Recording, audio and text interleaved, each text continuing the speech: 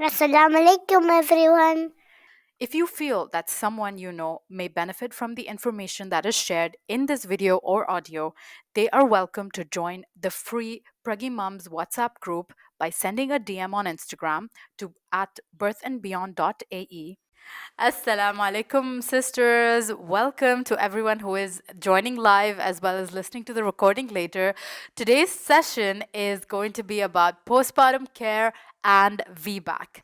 Our guest today is Sister Deena Faheem, who is an Amani Birth certified doula as well as a certified VBAC coach and postpartum healing rituals practitioner, specializing in postpartum rituals from Morocco. So I think we can jump straight into it.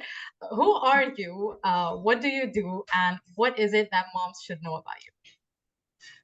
Yeah, so I'm a mother of three kids myself, all vaginally birthed. And this is where my journey began when I had my first child. And I thought I was doing it really well. I thought I knew everything, just like most of us. And I had a beautiful vaginal birth. But when I still came out of the birth, I felt a lot of trauma afterwards. Everything didn't happen the way I wanted it to, unfortunately. But I learned a lot of things through that. Although for my first birth, I had prepared myself by taking some amount of childbirth preparation. I thought I was well prepared, but at the time of birth, I realized I was lacking the support that I needed, and my partner wasn't equally prepared as I was. And that's what got me thinking that sometimes the kind of preparation we do is not enough. Sometimes it's better to have a guide with you to help you navigate the entire birthing process. And when I realized this, I went deeper down into the rabbit hole of childbirth, and I decided to become a doula. My child was about 9 months old, and I was pregnant again. But I had already made that decision that before when I have my second child, I'm going to be very well prepared this time, inshallah. And I made a lot of changes. I prepared myself really well, took the right help that I needed to, had the right support during labor, which is also very important. And that's what got me into this, the birth work, the field of childbirth. I had really good births, and I went around helping a few people around me. And that's when I started doula work, and started giving childbirth education classes to other people as well. Okay, I have to stop you there. So I'm sure that at least some of those who are listening are wondering who is a doula because I keep hearing you repeat the word doula. So let's go into that. Is a doula a midwife? Is she our gynecologist? No, absolutely not. A doula is not a medical professional. Your gynecologist and even your midwives, they are medically trained. Whereas doulas are not medically trained, but they are there not on behalf of the healthcare system, not on behalf of the doctors or the medical team. They're there on your behalf to be your voice at the time of birth. A doula is actually a support person who provides emotional and physical support at the time of birth, at the time of labor, and during your pregnancy as well. But she's mainly focused on the time of birth. And that's what she does. She gives you and your partner as well good support, mental, emotional support. She does guide you if it is required, but she stands more for your decisions. She makes sure, she tries to ensure that your voice is being heard within the hospital. So, if I understand right, a doula is someone we can sign up with during pregnancy, but she'll also come to us during birth. So, does she come to us even for our like prenatal appointments during our, regular pregnancy appointments? It really depends on the scope of the doula, but most of the time, your doula usually she tries to attend your meetings with whenever you're meeting your doctor. She tries to be there with you, so she knows.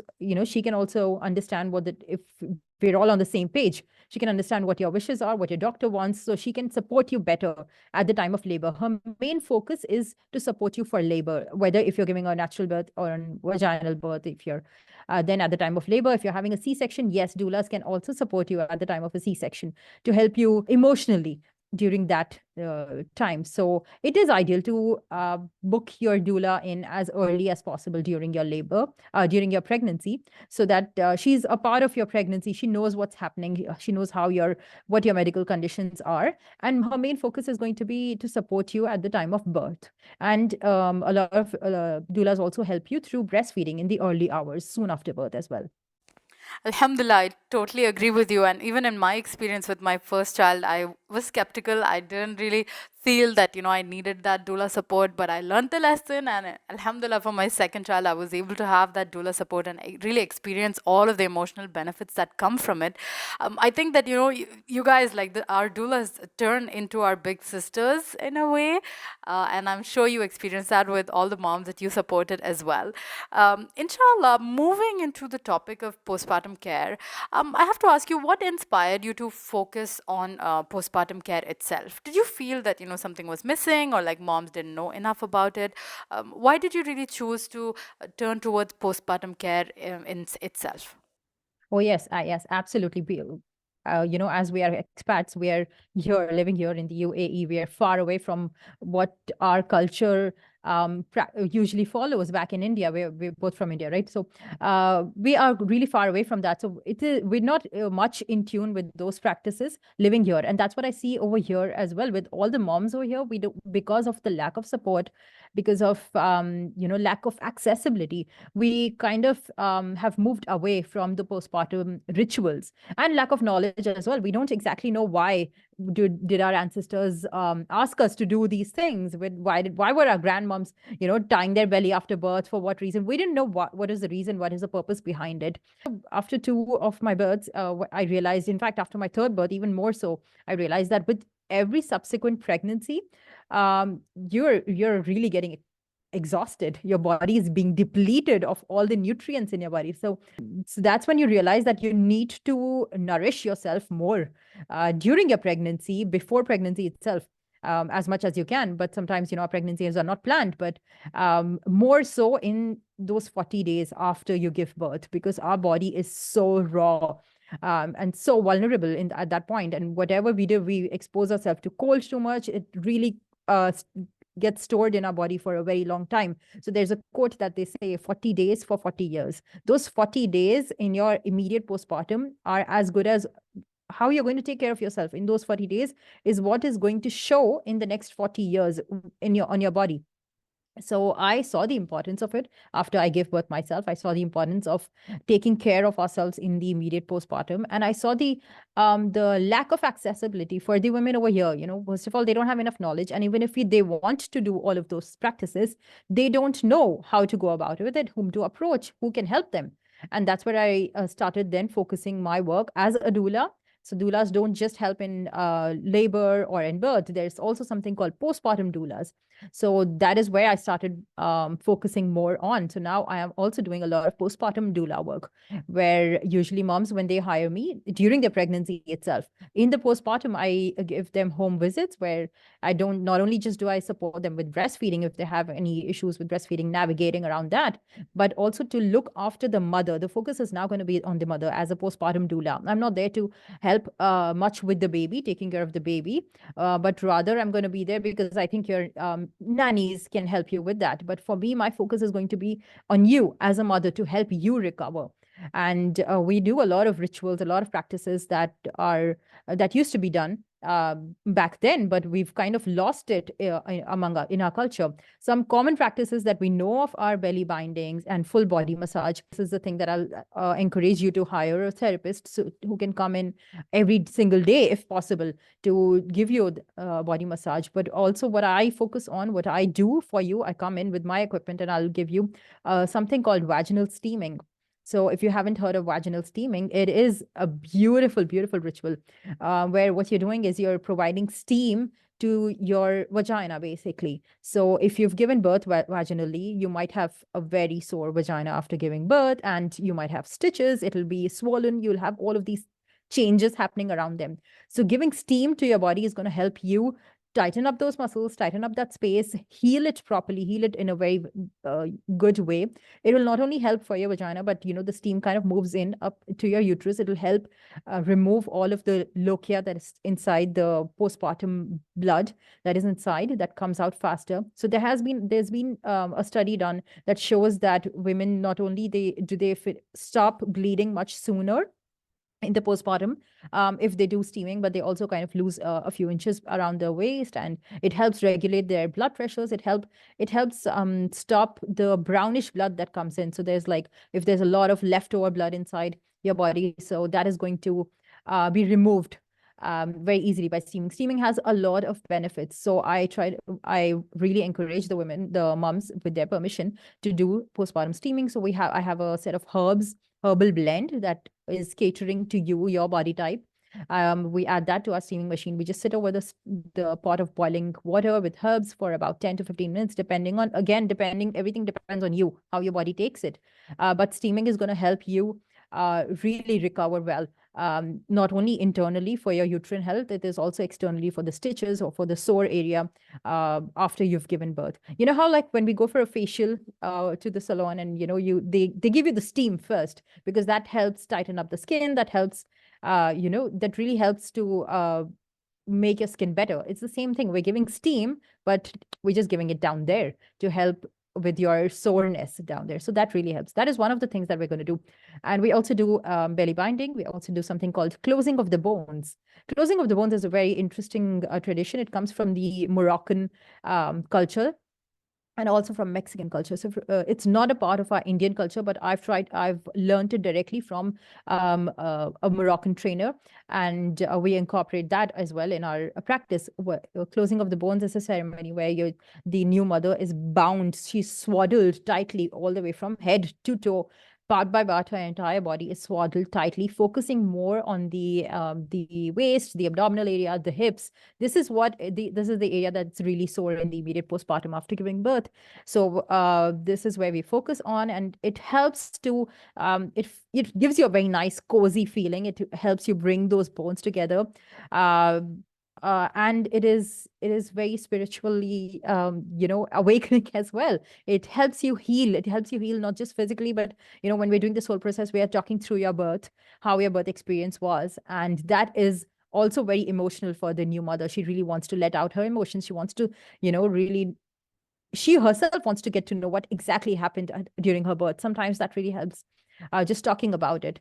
It is like a talking session as well as a physically healing session. So overall, it's a beautiful experience. I feel that every new mother or every mother who has given birth should experience this at least once in their lifetime. So ideally, we would suggest you have 4 sessions once every week. So you really feel the difference. I had a mom who had just the closing of the bones done for her, and she had severe sciatic pain throughout her pregnancy. And even after giving birth, it didn't go away. And with every session, she did 4 sessions with us. And with every session, she could find tremendous improvement. And eventually, the pain completely went away. So it wasn't even something we were focusing on when we were doing closing of the bones with her, but it helped for her. So other women have told that it helped with their back pain and their hip pain, all of these things. So it is really beneficial. So this is just a few of the things that we do in the entire the home visit. I have to ask, Deena, is it ever too late to get this postpartum care? Because some of those listening, and including myself, we are past our 6-week postpartum period, and even if we had like a cesarean or a vaginal delivery, and then as we continue breastfeeding, there are so many aches and pains that we continue to have, especially lower back pain. Some of us have the diastasis and many others. So is it ever too late to get postpartum support? I don't think it's ever too late to do any of these things, but I feel that the earlier you do, the better it is. Especially because there is a reason why we call those first 40 days, the immediate postpartum, as a very sacred time. That's because not only our bones, but our organs, everything, they're just so raw, and they're very flexible. They're very moldable at that point. Because imagine all of our organs had completely moved away, shifted away during those 9 months of pregnancy gradually. And it's going to take some time for it to come back. So it takes not just the 40 days, but the immediate about 3 months after you've given birth. It takes time for your body to restore itself, to get back into the original shape or form. It doesn't truly completely go back into the same state as well. But the earlier you do all of these things, the better it is. I feel so. But it's never too late. If you think that you haven't done it in the 40 days, you can try doing it now. And what about for the pregnant moms in general, those who are pregnant now, maybe if they're listening from outside Dubai and they're not really able to get the postpartum healing rituals done from you, in general, what are some tips you would give them? I feel that, there's a lot of contradicting information out there on social media. We have some people tell us that, you should be on complete like bed rest, don't move, don't do anything after you give birth.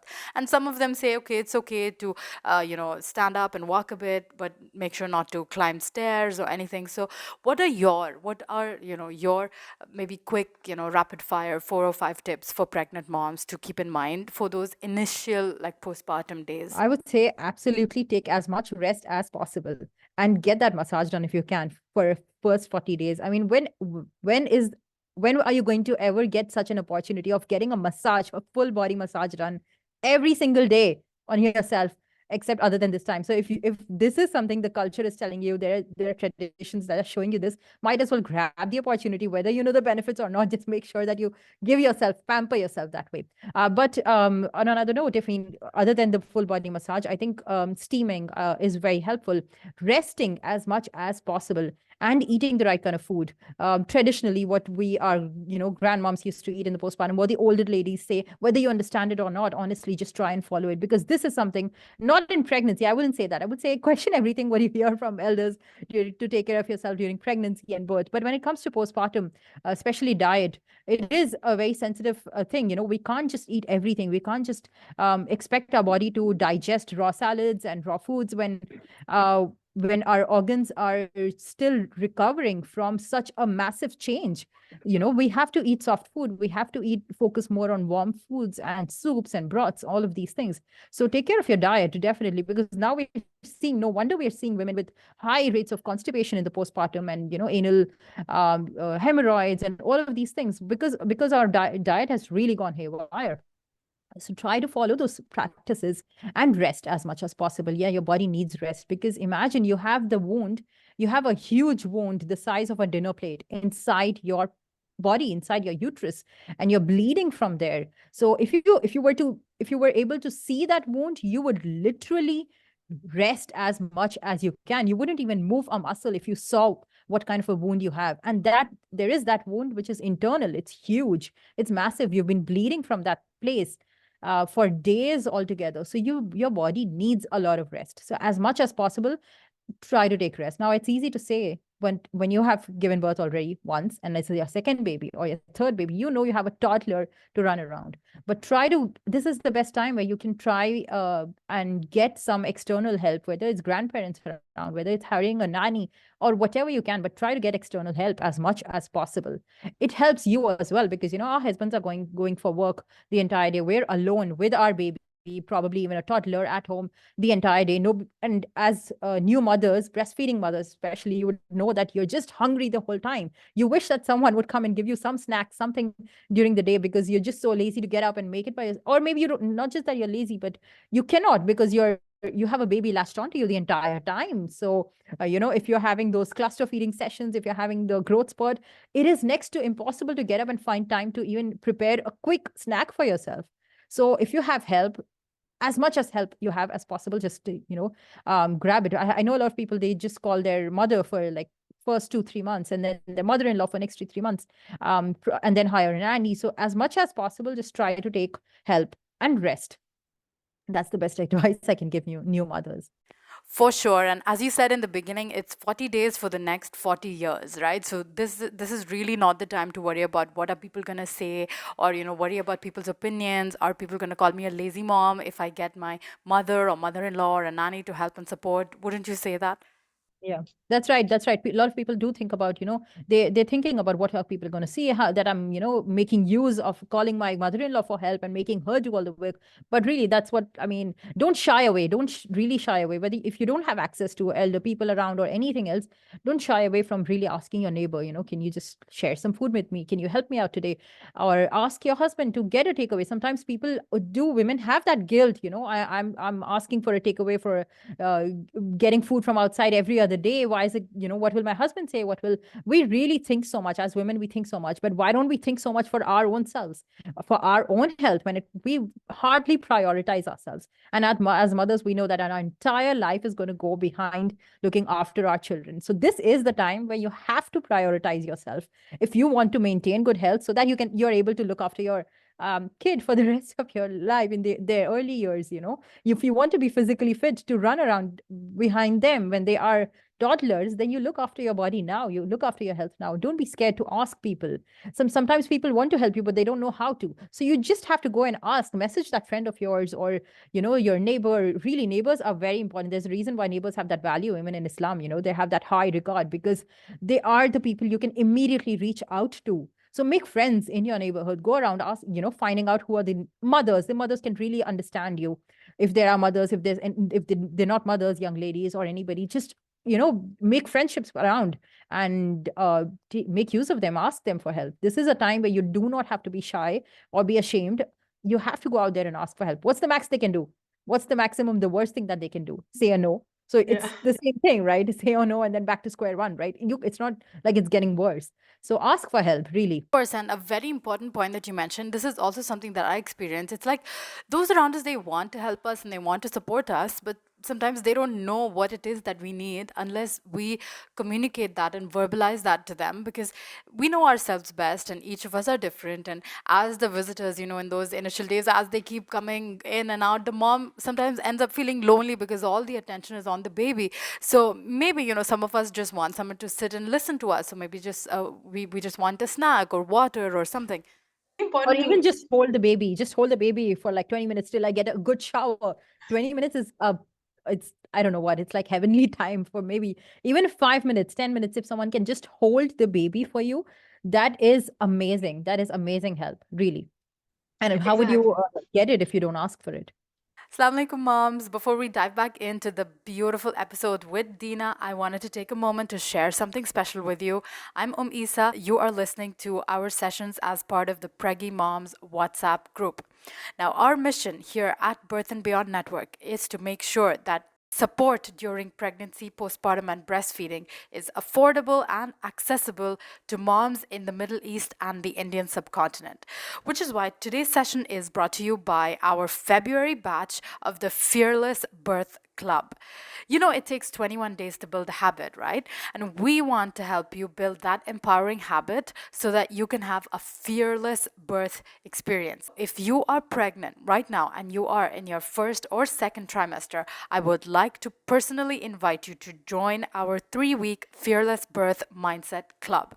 You will get access to daily healing sessions with an expert art therapist as well as me. This is a tried and tested formula that I have applied in my life to have 2 positive birth experiences. And my second birth was a completely unassisted free birth right at home.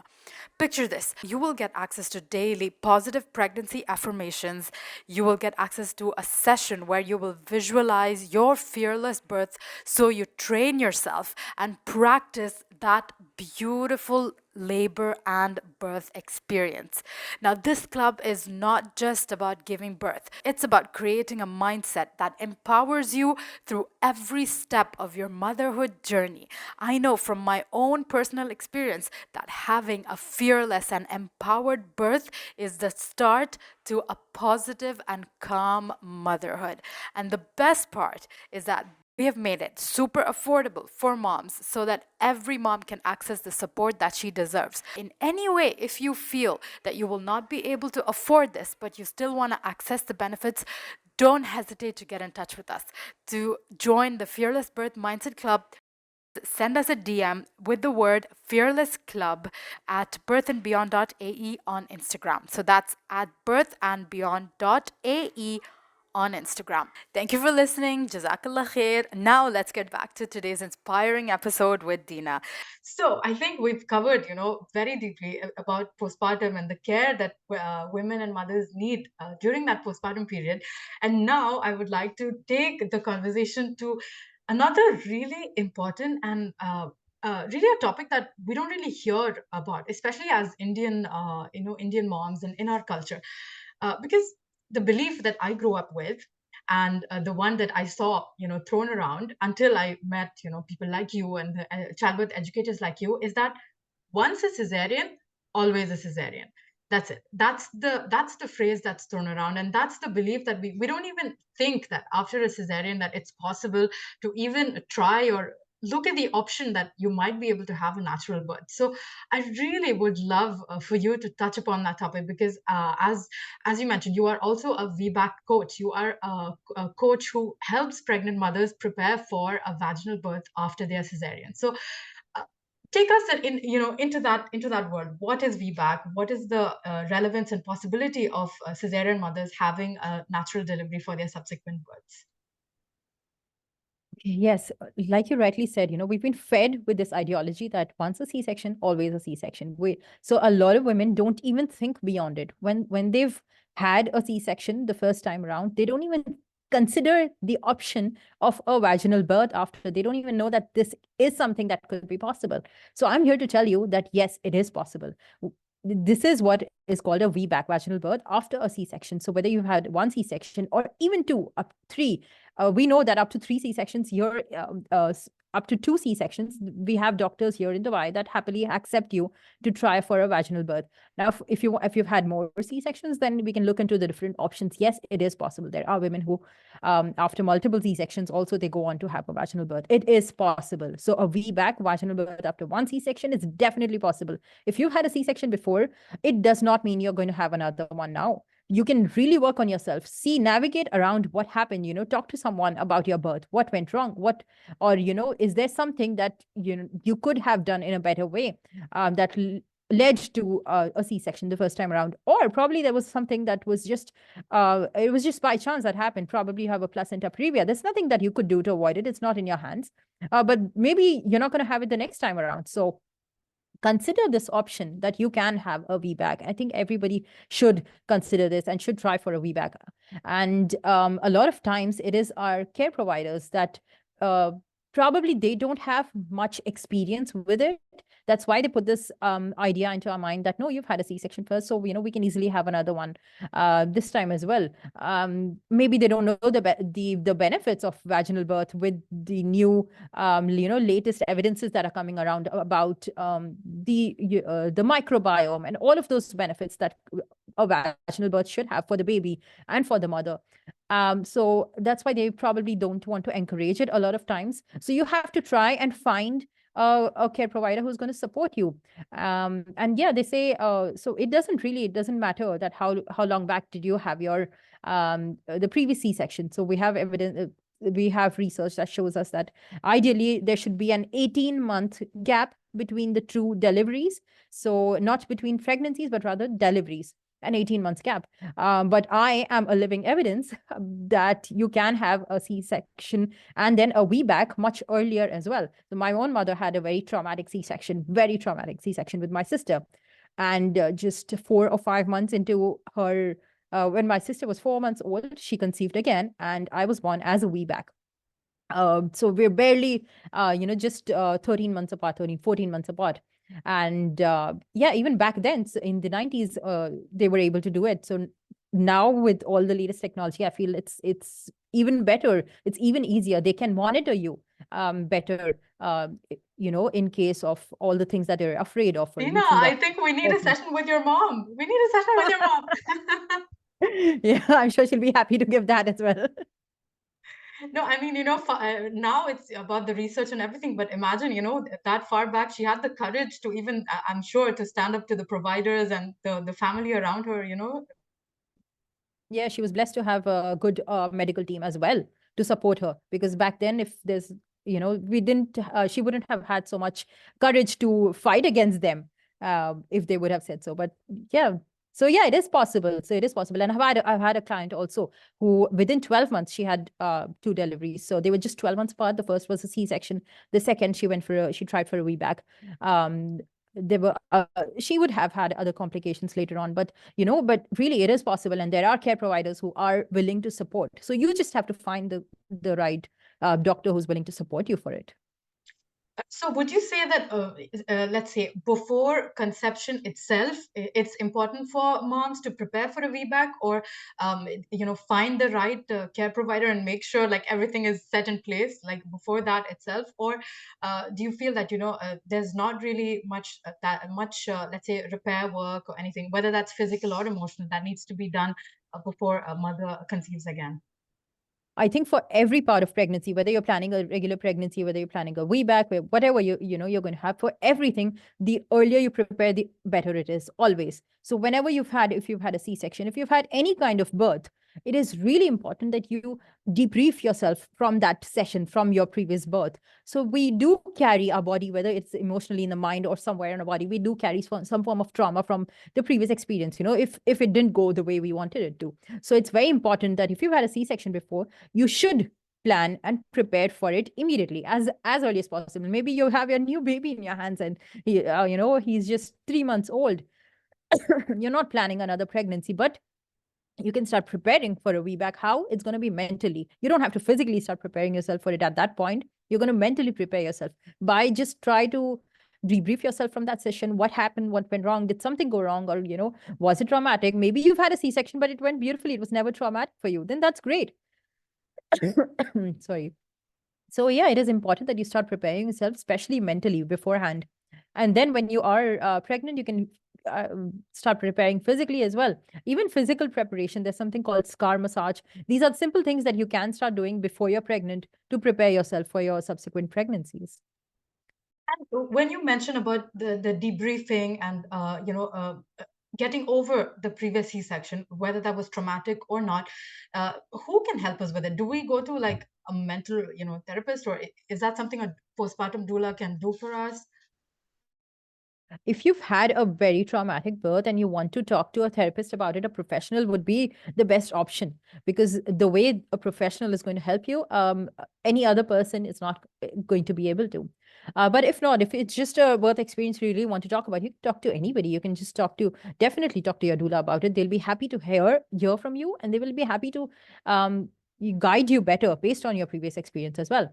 And anybody just around you, family and friends, your other mommy friends are always happy to hear such experiences, and even they can just give in their 2 cents about what you could have done better, or maybe what changes can you make this time around. All of these things, there's always plus and minus that you can get around from other people. You take what you want to and leave out the rest, but talk to people. Just the fact that you're telling out your story about what happened, the way we open up, when we're talking, we learn a lot of things that we had suppressed within ourselves from before. So just opening up and talking and debriefing, or just telling your story to others, is going to be very helpful itself. So if a mom is already pregnant, okay, and she has already started with a provider, is there any like sort of filter, or any sort of interview questions that she can ask the doctor to make sure that this doctor would fully support her VBAC? Because we don't want it to be that the mom goes into labor and then discovers that, oh my god, this doctor's totally not going to be patient with me as I try for the VBAC. Yes. Yeah, there are so many things you can ask your doctor. First of all, just ask her that, tell her that I want to have a VBAC. Are you willing to support me? So if your doctor is someone who says, yeah, well, let's see, you have so much time, we have time to decide. And well, you should start looking at other options as well. If she sounds very positive about it, that yeah, you can go on to have a VBAC, if everything is fine, if everything is going, then this is something that I would trust such a doctor more than someone who says, well, you have so much time. Then this probably this type of doctor is trying to, keep you waiting until the very end, until she knows that you're not going to switch care providers now, and then tell you that, maybe we need to go in for schedule a C-section. Or there are doctors who do just in case. They say, just in case, let's schedule you for a C-section at so-and-so date, 40 weeks, 41 weeks. But this is just in case. So tell her, no, just in case, let's just be more prepared for a vaginal birth instead. So yeah, there's so many things that you can do when you're having a conversation with your doctor, that you can do to judge whether she's going to be supportive or not. If you think she's not going to be supportive, try to look at other options. It's really never too late to change your doctor, even if you are at 40 weeks. I know of a mom within our group itself, within our WhatsApp group, where she went in into labor, into a hospital, and she saw that they weren't supporting her. And during labor, she walks out of this hospital and goes to another one.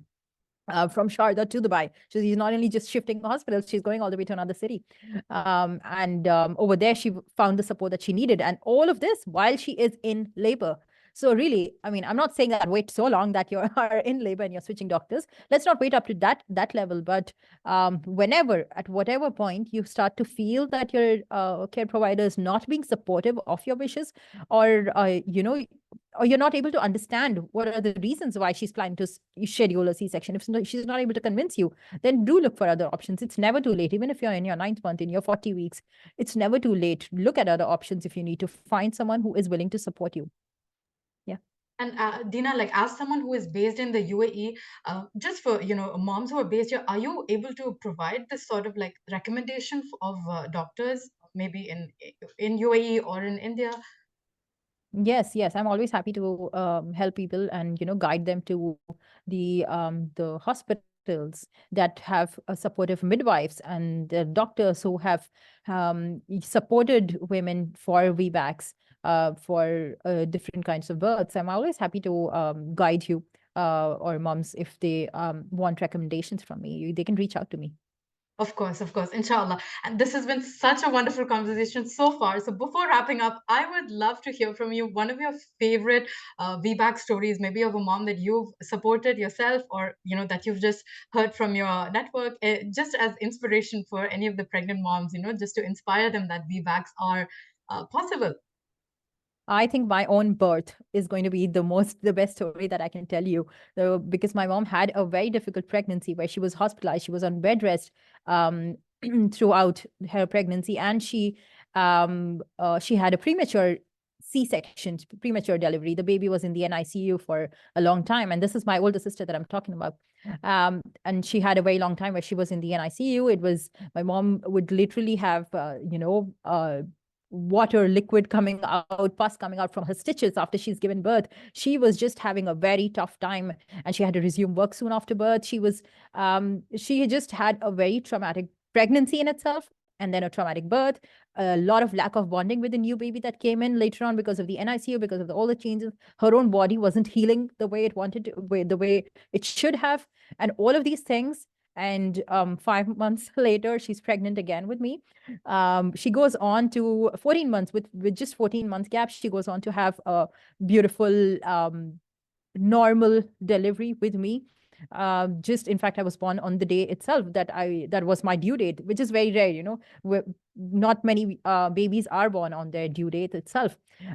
So this itself, I think, should be an inspiration to many moms that no matter what the age gap is, ideally, if you're planning a pregnancy, try to wait it out till your body fully recovers. But if it's, you don't have to wait till between. There's no hard and fast rule that there should be 3 years of age difference or 2 years of age difference between the two deliveries. In fact, science shows us that, it is possible much sooner as well. When I'm listening to the story of your mother, I feel like she had a lot of a lot of willpower and a lot of courage. But from your perspective, or from your conversation with your mom, what do you think was really the factor that led to that VBAC? I think it was the difficulty of the difficulty she faced soon after the C-section, because C-sections are not easy. If you've had one, if you've seen someone around you have one, labor for people, labor can be painful, but for C-section, it's the after pains that you have to go through, really the pain later on, or the difficulties later on, the recovery after you've given birth. It really takes a long time for you to get back on your feet. And all of this, you're recovering from a major abdominal surgery. Any major abdominal surgery, any major surgery would require you to have complete bed rest and, take care of yourself in such a way. But now you don't just have to take care of yourself, you have to take care of a whole new life who is entirely dependent on you. How are you going to do this? It's not something easy. If you've had C-section, you would know that really, I mean, C-section moms are champions, I would say. And for my mom, the entire recovery phase, or rather not being able to recover from it at all, that really, led her to make up her mind that she does not want another C-section. And it's her willpower, really. Mashallah, I'm so glad, I'm so glad that we touched upon so many different topics, touching upon postpartum care and going through VBAC and inspiration for VBAC. As we wrap up the conversation, how can moms get in touch with you? Do you serve or work with moms only in the UAE or worldwide? Okay, so you can get in touch with me through Facebook or Instagram. My account is Beginnings in Bliss. I work for postpartum moms. I work only in the UAE, so that's Dubai and the nearby Emirates.